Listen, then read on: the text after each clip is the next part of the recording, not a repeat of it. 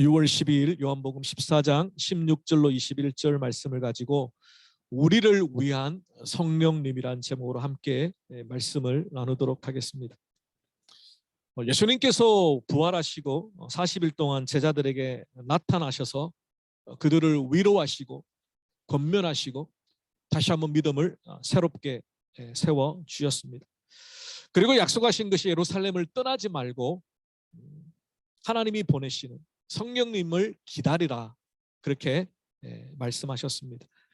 그렇게 10일 동안 예루살렘을 떠나지 아니하고 성령님을 기다렸던 제자들에게 오순절 성령의 능력이 임하게 되었습니다. 그래서 교회사에서는 이 주일을 오순절 성령 강림 주일로 지키게 됩니다. 바로 지난 주일이었습니다. 그런데 저희 코로나 때문에 한 주 늦게 성령 강림에 대한 말씀을 오늘 나누게 되었습니다. 구약과 신약은 연속성과 불연속성이 있습니다. 그래서 구약 성경이 오늘날 필요 없는 게 아니라 구약 성경을 통하여 신약의 예수님의 말씀, 예수님의 사역들을 더 분명하게 확인하게 됩니다. 특별히 예수님이 십자가에 달리셨던 때는 구약의 유월절이었습니다. 그리고 예수님이 약속하셨던 성령이 임하신 이 오순절은 바로 77절, 구약의 77절과 관련이 있는 절기입니다. 부활하신 예수님이 50일째 되는 날 성령을 부어 주시겠다 하셨던 성령의 강림이 과연 오늘 현대를 살아가는 우리들에게 어떤 의미가 있는가? 그 성령님이 어떤 분이시길래 우리가 믿고 의지하며 그분을 사모하며 그분을 충만히 내 삶 가운데 누리기를 소망하는지 함께 말씀을 묵상하기를 원합니다. 실제로 예수님의 제자들은 십자가 앞에서는 겁쟁이처럼 뿔뿔이 다 도망갔습니다. 그러나 오순절 성령이 임하고 그들은 초대교회를 세우고 로마 황제의 서슬프는 핍박 가운데서도 예수 그리스도를 나의 주님이라 고백하며 기꺼이 순교자가 되는 담대함을 보였습니다. 우리도 오늘날 우리의 믿음을 지킬 뿐만 아니라 정말 초대교회 성도들과 같이 담대하게 이 세상을 정복하는 믿음으로 살아가기 위해서 성령의 충만을 날마다 간구하고 성령의 임재하심을 예배 때마다 소망하는 그런 우리가 되기를 원합니다. 첫 번째로 성령 하나님은 또 다른 보혜사라고 오늘 본문은 말합니다. 16절 말씀이죠. 내가 아버지께 구하겠으니 그가 또 다른 보혜사를 너희에게 주사 영원토록 너희와 함께 하리니. 이 구절에서 보혜사라는 단어에 조금 집중할 필요가 있습니다. 구약 성경에도 보혜사라와 같은 의미의 단어가 있습니다. 모사라고 번역되어진 단어입니다. 카운셀러, 영어 성경에서는 카운셀러라고 번역했습니다. 이 단어는 히브리어 요에츠라는 단어인데요, 충고나 조언을 해주기 위해서 내 곁에 있는 사람이라는 뜻입니다. 근데 이 개념이 잠언 24장 6절에 보면 이렇게 소개되어 있습니다. 너는 전략으로 싸우라. 승리는 지략이 많음에 있습니다. 전쟁을 어떻게 하면 승리하느냐면 많은 전략들을 그 지형의 전문가, 군사체계의 전문가, 군사훈련의 전문가, 그런 지략가들을 조언들을 많이 듣고 작전을 수립하면 전쟁에서 승리한다. 그때 이 지략가, 지략이 많다라고 하는 이 지략이 바로 모사입니다. 카운셀러입니다. 구약적인 개념의 보혜사입니다.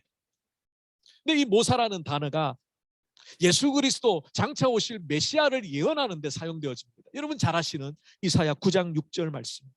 이는 한 아기가 우리에게 낳았음. 한 아들을 우리에게 주신 바 되었는데 그의 어깨에는 정사를 메었고 그의 이름은 기묘자라 모사라. 전능하신 하나님이라 영존하시는 아버지라 평강의 왕이라 할 것입니다. 이때 모사라고 번역되어진 단어가 바로 신약의 개념으로는 보혜사입니다. 보혜사. 우리를 위로해 주시고 우리를 깨닫게 해주시고 우리에게 어드바이스를 해주시고 우리가 누구인지를 가르쳐 주시고 우리가 어떻게 살아야 되는지를 알려주시고, 인생의 막다른 골목에 부딪혔을 때 어떻게 이 어려움을 해결해 나갈 수 있는지를 가르쳐 주시는 지혜의 카운셀러. 그가 구약의 개념에서는 바로 보혜사. 근데 예수님이 이 보혜사입니다. 원래 보혜사. 오늘 본문에 나와 있는 이 보혜사, 또 다른 보혜사를 말할 때 이 또 다른 보혜사는 성령님이시죠. 우리가 잘 아는 것처럼 예수님은 하늘의 영광의 보좌를 버리시고 이 땅 가운데 십자가를 지시고 우리 인간의 죄를 대신 담당하기 위해서 친히 인간의 모습으로 오셨습니다. 근데 인간의 모습으로 오셨다는 것은 시간과 공간의 제약을 받는다는 겁니다. 근데 그 예수님이 이제 사명을 다하시고 부활의 몸으로 보좌 우편으로 승천하시면서 이제 남겨지는 주님의 자녀들, 주님의 제자들, 그리고 장차 교회가 세워지고 수많은 전 세계의 교회를 통하여 주님의 복음이 전거되어질 때에 주님이 그때마다 오실 수가 없는 거예요. 이 시간과 공간의 제약을 받으시기 때문에 미국의 교회도 가야 되고, 아프리카 교회도 가야 되고, 캄보디아 교회도 가고, 멜번에도 오셔야 되고. 그래서 보혜사 성령을 보내어 주시겠다. 또 다른 보혜사를 보내어 주시겠다.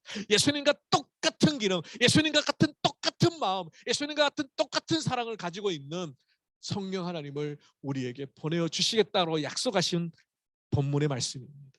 내가 또 다른 보혜사를 보내주겠다.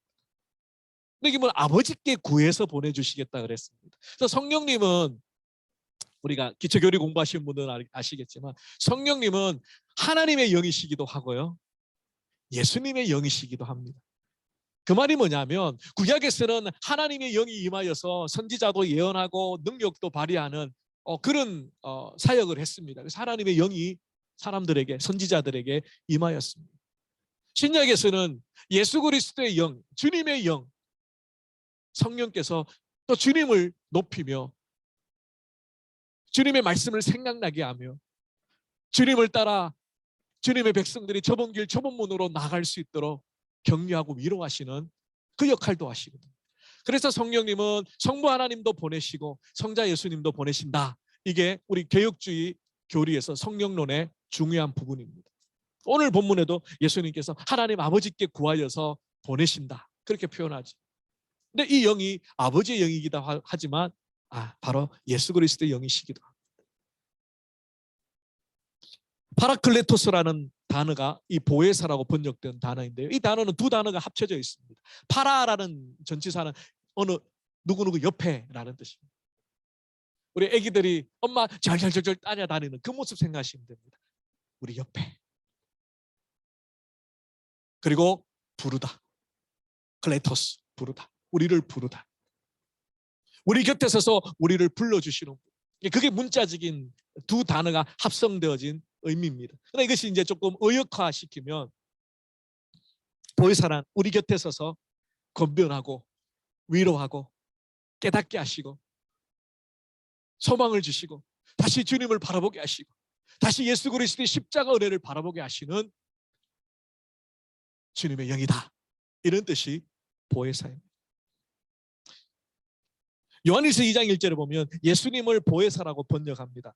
나의 자녀들아, 내가 이것을 너희에게 쓰면 너희로 죄를 범하지 않게 하려 함이라. 만일 누가 죄를 범하여도 아버지 앞에서 우리에게 대언자가 있으니, 이 대언자라고 번역되는 단어가 바로 똑같이 보혜사라는 단어 파라클레토스입니다. 곧 의로우신 예수 그리스도시라. 그는 우리 죄를 위한 희생 화목 제물이니 우리만 위할 뿐이 아니요 온 세상의 죄를 위하시니라.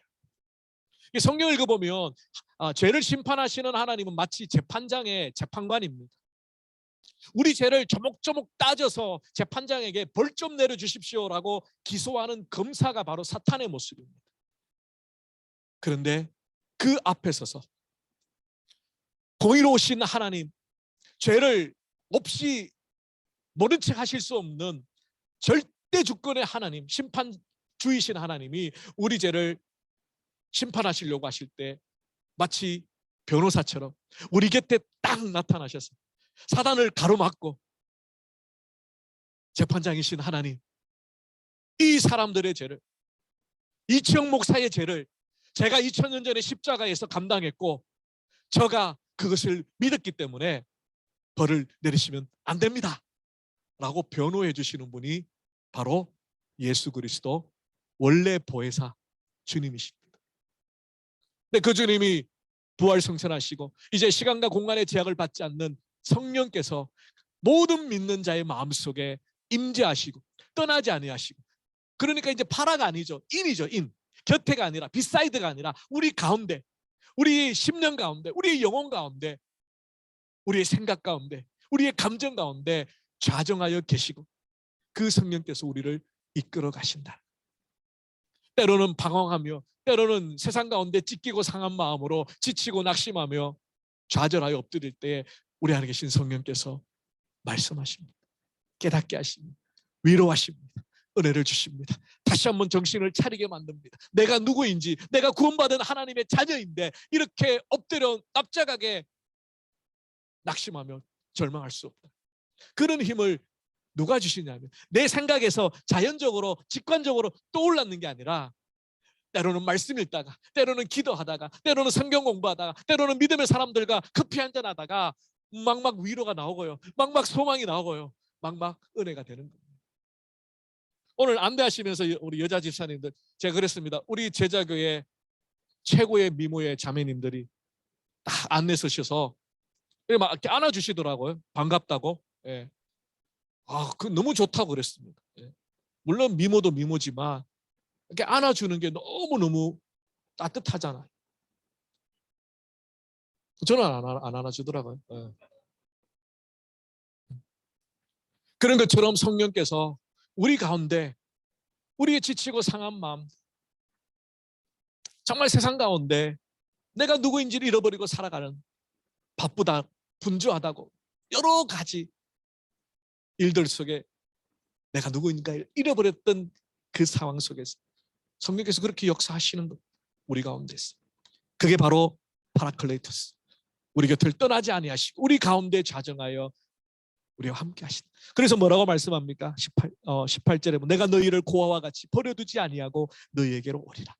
예수님이 부활 승천하시면서 물론 제자들을 바라볼 때 좀 답답하고 힘들고 참 좀 믿을 수 있겠나 라고 생각되었지만 보혜사 성령님을 보내주시다. 내가 고아처럼 내가 그냥 버려두지 않겠다. 그 성령께서 2000년 전 오순절 그 제자들에게 뿐만 아니라 저와 여러분에게도 임하여 계시다는 것. 그렇습니다. 성령으로 거듭난 하나님의 자녀들, 떠나지 아니하시고 위로하시고 은혜를 베풀어 주시는 성령 하나님. 우리가 성령으로 거듭나 주님을 나의 주님으로 고백하는 순간, 여러분이 인정하든 인정하지 않든, 여러분이 감각으로 받아들이든 안 받아들이든 이미 여러분 안에 성령이 계십니다. 여러분 안에 성령이 계셔서 말할 수 없는 탄식으로 여러분을 위하여 기도하시기도 하고, 말씀으로 위로하시기도 하고, 찬양과 기도로 위로하시기도 하고, 사람에게 받은 상처를 사람을 통하여 위로하시기도 하고, 문득문득 이 아름다운 환경을, 자연을 바라보면서 하나님 우리를 사랑하신다는 증거들을 보여주시더라. 우리는 이제까지 부모를 잃어버린 고아처럼 세상 가운데 홀로 살았습니다. 사단의 유혹을 따라 죄 짓는 것을 쉽게 생각하고 악함을 따라 세상 사람들처럼 그렇게 악함으로 살다가 이제 성령을 만났습니다. 성령 하나님이 나를 새롭게 하시는, 거듭나게 하시는 은혜로 하나님을 아바 아버지라 고백하며 그 하나님의 사랑 앞에 나의 모습을 비춰보며 성령이 이끄시는 대로 순종하며 살아갈 수 있도록 우리를 보듬어 주셨습니다. 그럼에도 여전히 우리는 죄악 가운데 쓰러집니다. 깨어집니다. 똑같은 죄를 반복하여 하나님 앞에 회개조차 할 수 없는 부끄러움과 두려움이 있습니다. 그럴 때 우리 안에 계신 보혜사 성령께서 그러니 그 모든 것 가지고, 그 죄송함, 그 두려움, 그 안타까움 가지고 주님 앞에 나가자. 십자가 앞에 나가자. 그러면 그분이 또다시 용서해 주시고 은혜를 주시며 그 죄와 싸워 이길 수 있는 능력을 내게 주시리라. 지금도 성령께서는 우리 속에서 살아 역사하시며 우리를 붙들고 가시는 분이십니다. 근데 아직까지 고아처럼 사시는 분 계십니까? 하나님의 성령이 여러분 안에 계신데 여러분 안에 계신 그 성령을 마치 없는 분처럼 그렇게 살고 있지는 않습니까? 주님이 너무너무 안타까워서 우리에게 보내주신 성령 하나님이 여러분 안에 계심에도 불구하고 그 성령님을 인정하지 않고 그 성령님을 내가 느껴지지 않는다고 없는 것처럼 간주하지 마시고, 성령 하나님은 어떤 영향력이나 파워나 그런 것이 아니라 인격입니다. 여러분과 교제하기를 원하고 말씀과 기도 가운데, 예배 가운데, 찬양 가운데 여러분들 위로하시기를 원하고 여러분에게 힘 주시기를 원하십니다. 바로 살아계신 하나님의 영이시기 때문에. 두 번째로 성령 하나님은 진리의 영이시라고 말합니다. 본문 17절에 보면 그는 진리의 영이라 세상은 능히 그를 받지 못하나니 이는 그를 보지도 못하고 알지도 못함이라. 그러나 너희는 그를 아나니 그는 너희와 함께 거하시며 또 너희 속에 계시겠습니다. 그래서 진리의 영이라는 의미는 진리 대신 예수 그리스도, 길이요 진리요 생명이신 예수 그리스도에게로 이끌어가는, 그분이 누구이시며 그분이 어떤 일을 행하셨으며 그분이 나를 어떻게 사랑하시는지를 깨닫게 해주시는 분이 바로 진리의 영이신 예수님입니다. 성령께서는 끊임없이 우리를 하나님께로 이끌어갑니다. 주의 십자가 앞으로 이끌어갑니다.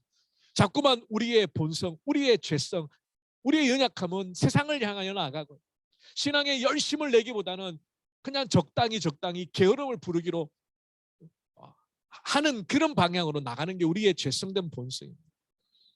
어떤 핑계를 대든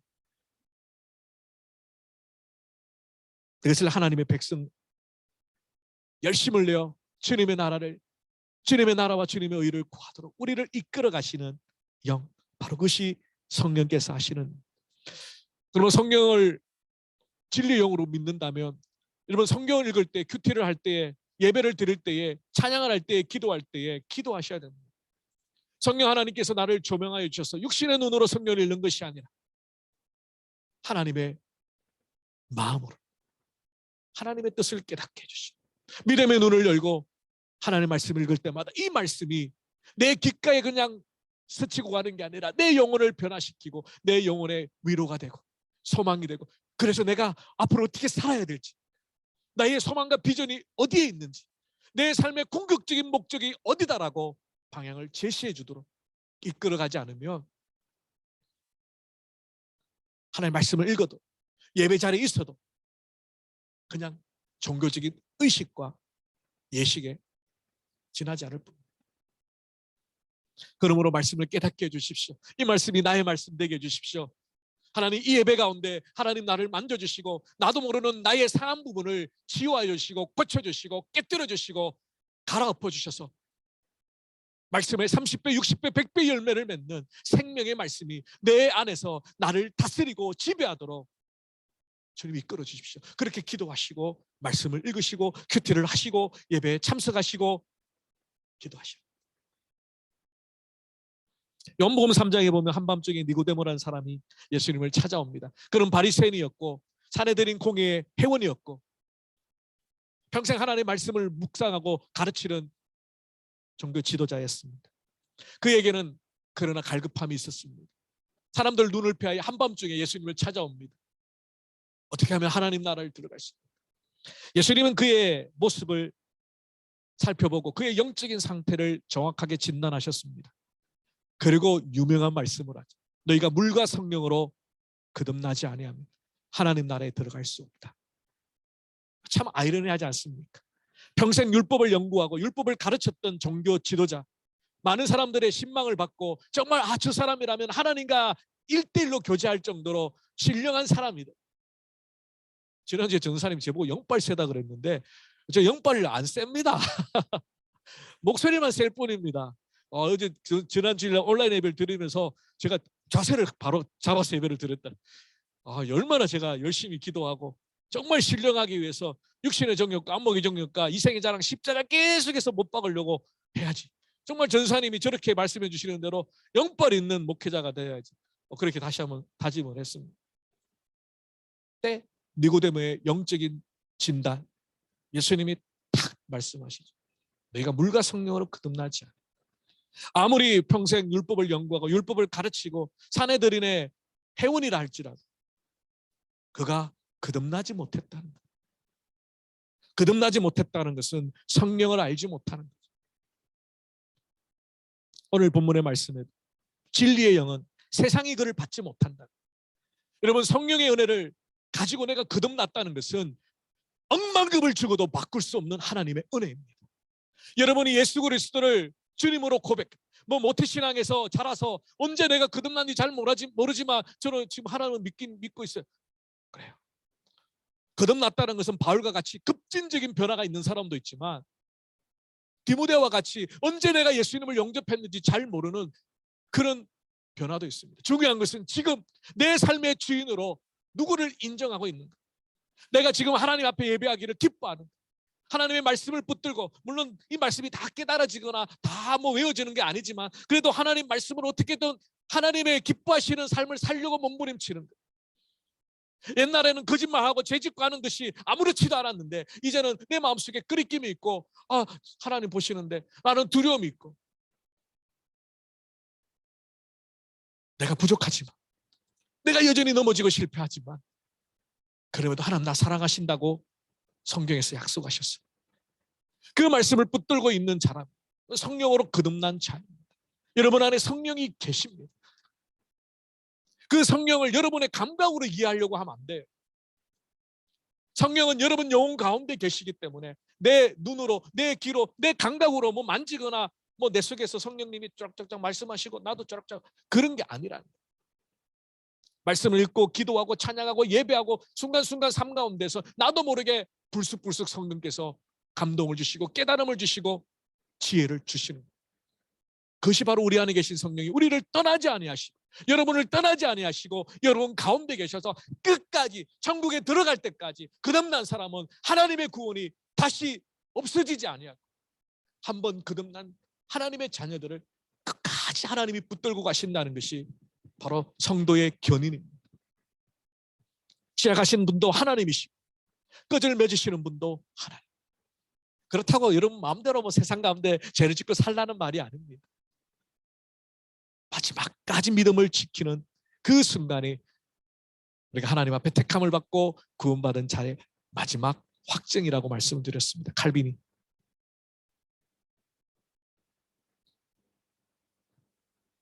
우리 영혼이 성령으로 거듭나지 않으면 예수님을 진리로 고백하지 못합니다. 성령으로 거듭나지 않으면 하나님을 아바 아버지라 부르짖지 못합니다. 여러분 조금은 신앙이 부족하고 조금은 연약하고 내가 정말 열심히 하나님 믿고 싶은데 그렇지 못한 환경과 형편 속에서 좌절하고 실망하고 낙심합니까? 그러지 마십시오. 여러분은 하나님이 사랑하시는 성령으로 거듭난 하나님의 자녀이기 때문에 하나님을 아바 아버지, 하나님을 예배하며 부족하지만 하나님을 위해 살려고 몸부림치고 있는 모습을 하나님이 다 알고 계십니다. 조금만 더 힘을 내십시오. 조금만 더 게으름을 무너뜨리십시오. 조금만 더 열심으로 한 번밖에 없는 인생, 정말 의미 있는 삶으로 하나님 앞에 드리기를 소망하는 그런 우리가 되었으면 좋겠습니다. 그러므로 우리의 영혼이 거듭났을 때 비로소 골고다 십자가에 달리신 주님이 나를 위한, 이 이치영이를 위한, 이치영이의 죄를 위한 십자가다 그런 것이 깨달아지게 됩니다. 참 신기한 게요, 고2 때 예수님을 영접하고 그 비포 앤 애프터가 좀 확 달라졌어요. 삶이 확 달라졌다는 게 아니라 믿겨지는 거예요. 그 전까지는 예배 시간에 목사님, 전도사님 무슨 말씀하신지 몰라요. 제가 한번 고백했잖아요. 성경도 읽어서 손때가 묻은 게 아니라 손때가 묻은 성경 선생님의 그 교사 선생님의 성경이 너무 부러워서 샤프심으로 막 문대가지고 성경을 되게 많이 본 것처럼 손때가 많이 묻은 것처럼 그렇게 꾸미고 다녔던 사람이 접니다. 예수님 영접하기 전에 폼은 내고 싶은데 성경 읽어서 손때를 자연스럽게 묻히는 게 아니라 똑똑했죠. 연필심으로 어떻게 그 가해를 막 문질러 가지고 선생님처럼 똑같은 성경을 만들겠어요? 나름 똑똑했어요. 근데 고2 때 예수님을 딱 영접하고 났어요. 말씀이 궁금한 거예요. 하나님이 이렇게 두껍도록 무슨 말씀을 하시려고 이렇게 두껍도록 쓰셨는가? 조금 이제 성경 공부를 하고 또 선생님들, 목사님들 이야기를 들어보니까 이 성경을 지키기 위해서 수많은 그리스도인들이 목숨을 걸었다는 거예요. 이 책이 뭐길래? 그때부터 성경에 대한 관심이 생기기 시작했습니다. 알든 모르든 막 성경 읽기 시작했습니다. 그때는 유튜브도 없었고 인터넷도 없었습니다. 그냥 성경 그냥 막 읽기 시작했습니다. 몰라도 그냥 지나갑니다. 레위기 민수기 넣으면 지금 정말 읽기 싫잖아요. 하나님 무슨 제사를 잔소리도 엄마처럼 했던 말 또 해요. 계속 했던 말 또 하시고 또 하시고, 소 잡아라, 비둘기 잡아라, 양 잡아라. 그래도 계속 읽었어요. 그러다가 이제 말씀 하나씩 그 말씀이 내 삶 가운데, 내 10년 가운데 콱콱 와닿습니다. 여러분, 거듭나셔야 합니다. 아무리 종교생활, 아무리 교회생활 오래 해도 예수 그리스도를 나의 주님으로 영접하는 자, 그 이름을 믿는 자, 하나님의 자녀가 되는 권세를 주셨다. 저는 여러분이 거듭났는지 안 났는지 잘 몰라요. 교회 열심히 봉사한다고 오늘 니고데모처럼 열심히 율법에 열심히 했지만 예수님이 보셨을 때는 거듭나지 못했다. 그렇다고 여러분 내가 거듭나지 못했는지 막 두려움에 빠져서 막 그러지 마시고, 지금 여러분의 삶 가운데 예수님이 나의 주님, 날 위해 십자가에 달리신 주님, 그 골고다 언덕에 내 죄를 위하여 죽으신 주님, 그 주님을 믿으면 누구든지 억만금의 죄인이라도 누구든지 구원을 주시리라. 주의 이름을 부르는 자는 주님 용서해 주시고 살려주시고 나의 주님이 되셔서 내 모든 삶을 책임져 주십시오. 주님이 나의 주님입니다. 진실되게 고백하는 자, 주님을 영접하는 자, 그런 성령으로 거듭난 성령께서 여러분 안에 계심을 믿으시기를 바랍니다. 세 번째로 성령 하나님은 연합의 영입니다. 본문 20절 말씀이죠. 그날에 내가 아버지 안에, 너희가 내 안에, 내가 너희 안에 있는 것을 너희가 알리라. 이 본문에 자세히 보면요, 연합의 개념이 나오죠. 삼위일체 하나님의 연합, 성부와 성자와 성령의 하나님.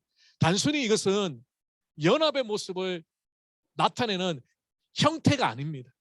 성부와 성자와 성령이 왜 삼위 하나님이 서로가 서로를 높여주는가? 그것은 기독교의 본질을 말합니다.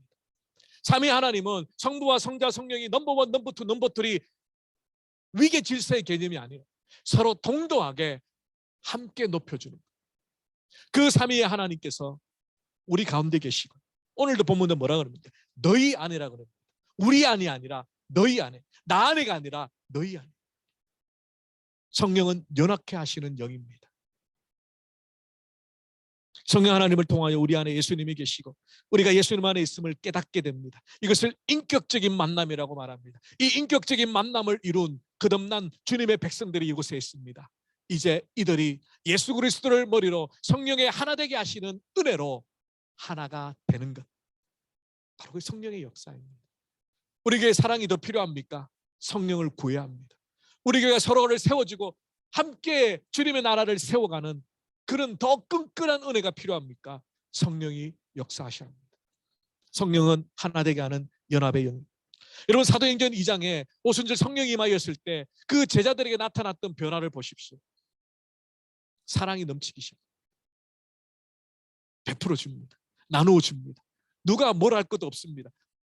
누가 시키지도 않았습니다. 그것이 초대교회의 모습. 신약의 학자들은 그 모습이 바로 천국의 모습이라고 설명합니다. 우리가 천국에 들어갔을 때 우리가 가지고 있는 지식과 배경과 물질과 계급 다 떠나서 하나님 앞에서 한 자녀로, 형제 자매로, 그때는 목사 장로 뭐 이런 거 없어요. 그냥 지영 형제님 그러시면 됩니다. 은희 자매님 그러시면 됩니다. 그러니까 하나님 앞에서 천국에서 목사 장로 의미가 없습니다. 사명을 마치고 천국에 들어가면 완성된 하나님 나라에서 우리가 다 형제입니다. 하나님을 함께 아버지로 섬기는 우리는 다 형제입니다. 요즘에 이제 코로나 때문에 뭐 사정이 있어서 또 감기나 뭐 독감이나 뭐 이런 여러 가지 온라인 예배를 들으시는 뭐 그런 괜찮아요, 일시적으로. 근데 우리 교회 밖에 보면 멜번에도 많은 분들이 한인교회 상처를 받거나 또 뭐 여러 가지 이유로 온라인 예배를 들어요. 서울에 있는 유명한 목사님 설교 듣고 그런데 내 다 했다. 온라인 예배 저 지난주에 이제 들었잖아요. 편하긴 편해요. 편하더라고요. 긴장도 안 해도 되고. 그런데 제가 그런 생각을 했어요. 야, 목사도 온라인 예배 한 주 딱 드리니까 게을러지기 시작하고, 이 온라인 예배 얼마나 익숙하고 편안한지, 뭐 옷 입고 챙겨 나올 필요도 없고 세수도 안 해도 되고 그냥 온라인 화면 끄고 예배 드리면 되니까. 근데 하물며 성도님들이 온라인 예배에 익숙해져서 계속해서 온라인 예배 드리면 나중에는 가난한 성도가 되겠다. 교회 나갈 필요가 뭐 있냐? 예배만 드리면 돼. 근데요, 제가 그런 분들에게 이렇게 말씀을 드리고 싶습니다. 천국에는 온라인 천국이 아닙니다. 하나님만 예배하는 천국이 아니에요. 천국은 온 지상 성도들이 다 함께 모여 찬양하고 경배하고 교제하고 사랑을 나누는 것. 온라인 예배만 드리고 천국에 가면 어떻습니까? 어색해요. 우리 예배 마치고 서로 바라보면서 축복송하는 것도 어색해가지고 눈을 못 마주치잖아. 여러분 연습하셔야 됩니다. 천국에 가서 그 옆에 있는 우리 성도님, 또 저쪽에 멜번 다른 교회 성도님, 저 아프리카에 있는 성도님 다 모여서 우리 천국에서 살아야 되는데 언제까지요? 영원토록. 어색하지 말아야 되지 않겠어요? 천국인데. 그 연습을 하는 것이 바로 이 교회 생활인 것 같아요. 나하고 좀 다른 사람이 있습니다. 내가 생각이 좀 다를 수 있습니다. 그래도 내가 저 인간 천국에서 만날 텐데 사랑해 주자.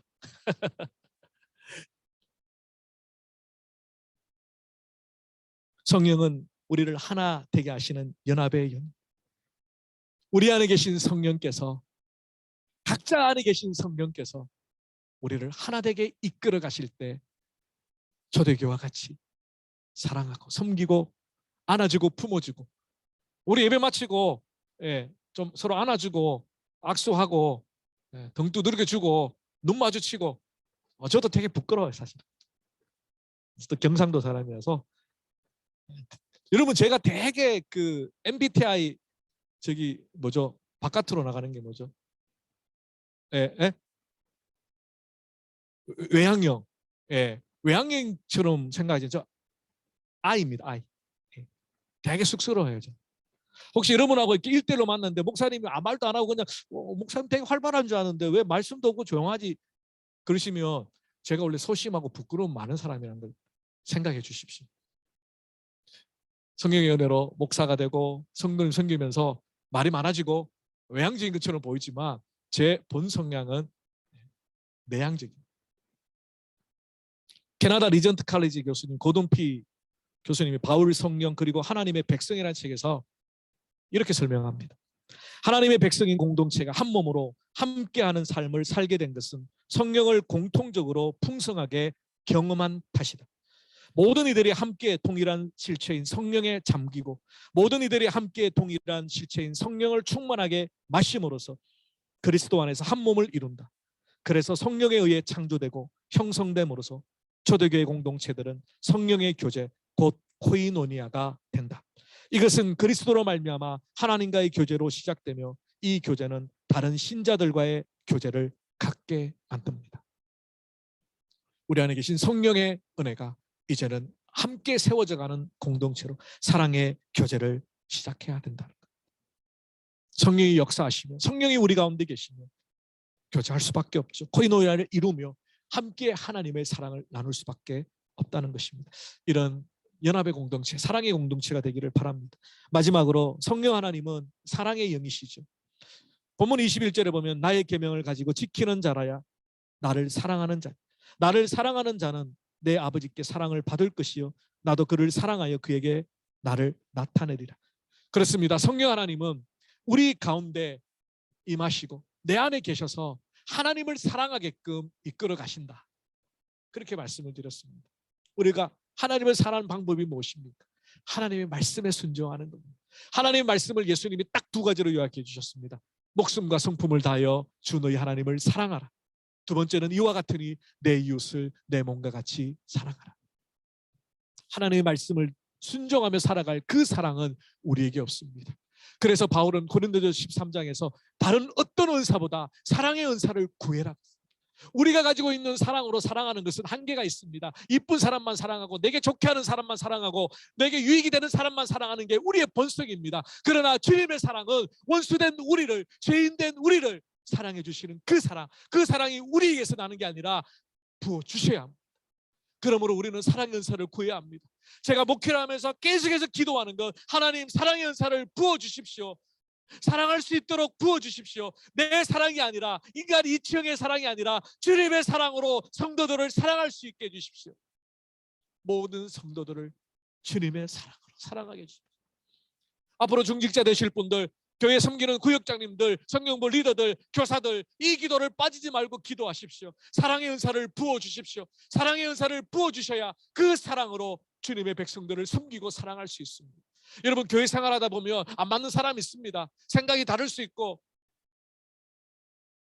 환경이 다를 수 있고 우선순위가 다를 수 있습니다.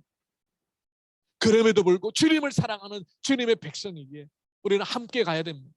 뒤처 있는 사람 끌어내며 잘라내며 1등 하려고 하는 공동체가 아니라 다 끌어안고 꼴찌로 가더라도 한 사람도 나고 하는 사람 없이 이 신앙 안에서 함께 주님의 나라를 걸어가는 공동체. 그 공동체가 주님이 기뻐하시는 공동체가 아닐까. 그러기 위해서 우리에게 사랑의 은사가 필요합니다. 목회자만 필요한 게 아니라 여러분 한 사람 한 사람에게 주위의 사람들을 사랑할 수 있는 사랑의 은사를, 이것이 나중에 우리 속에 사랑의 열매로 맺혀진 성령의 9가지 열매, 우리 가운데 맺히게 하시는 성령의 열매, 무엇보다도 사랑의 은사. 성령께서 우리 안에 거하셔서 하나님을 사랑하고 이웃을 사랑하도록 이끌어 가시는 영이시라는 것을 우리는 기억하고, 그분이 이끄시는 대로 순종하며 하나님을 사랑하고 내 형제 자매와 이웃을 사랑하고, 복음을 알지 못하여 망해가는, 잘났다고 지 잘났다고 살아가는 세상 사람들, 그들을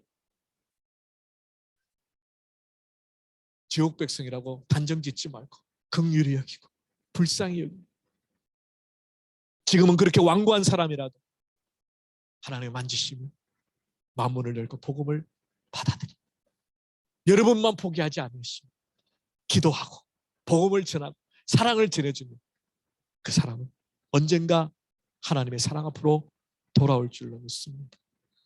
사랑하는 성도로 말씀을 정리하겠습니다. 코로나19의 긴 팬데믹 속에서 우리에게 지금 가장 절실히 필요한 것은 다시 한번 성령의 임재와 성령의 충만. 고신대학교 박영돈 교수님, 그의 책 성령 충만, 실패한 이들을 위한 은혜라는 책에서 이렇게 고백하고 있습니다. 그리스도인이라면 정도의 차이는 있지만 모두 성령 충만을 원할 것이다. 이 은혜를 전혀 원치 않는 이는 없다고 본다. 그럼에도 그들이 성령 충만을 받지 못하는 것은 그들의 원함이 흐릿하기 때문이다. 성령 충만에 관한 말씀을 들을 때는 갈망이 생겼다가도 분주한 삶 속에서 그런 원함은 쉽게 사그러지고 그 은혜를 받아야 한다는 긴박성은 곧 잊혀진다. 그들이 성령 충만을 받지 못하는 것은 그들의 삶 속에 성령으로 충만해지는 것보다 더 갈망하는 것이 있기 때문이다. 저는 이 구절을 읽으면서 너무너무 제 마음에 도전이 되었습니다. 여러분이 정말 갈구하는 것이 성령 충만입니까? 그 성령 충만을 여러분의 삶 가운데 가장 갈망하신다. 성령께서 여러분의 삶을 충만히 부어주시고 인도하여 주십니다. 우리가 더 갈망하고 더 목말라하고 더 사모하고 더 간절히 찾는 것이 성령의 충만이 아니라, 성령의 은혜가 아니라 다른 것이기 때문에 성령께서 우리 안에 계시지만 우리로 충만히 역사하지 못한다는 것. 지난주에 제자훈련반 주제가 성령 충만이었습니다. 그 성경 공부 교재의 제일 끝부분의 결론에 존 스토 목사님의 고백이 기록되어 있습니다. 우리는 120명의 제자들이 기다려야 했던 것처럼 성령이 오시기를 기다릴 필요가 없다. 성령은 오순절에 이미 오셨으며 결코 그의 교회를, 성도를 떠난 적이 없기 때문이다. 우리의 책임은 그분의 주권적인 권위 앞에 겸비하고 그분을 소멸시키지 않기로 결심하며 그분이 자유롭게 행하시도록 하는 것이다. 그렇게 될 때 우리의 교회들은, 성도들은 특별히 성령의 임재의 표시, 하나님의 말씀을 연구하고 사랑의 교제가 있고 살아있는 예배를 드리며 지속적으로 복음을 들고 세상 가운데 나가는 그런 결과를 경험하게 될 것이다. 그렇습니다. 오순절 성령의 강림으로 하나님의 백성과 하나님의 교회 그리고 우리 교회에도 성령이 다스리시고 임하고 계십니다.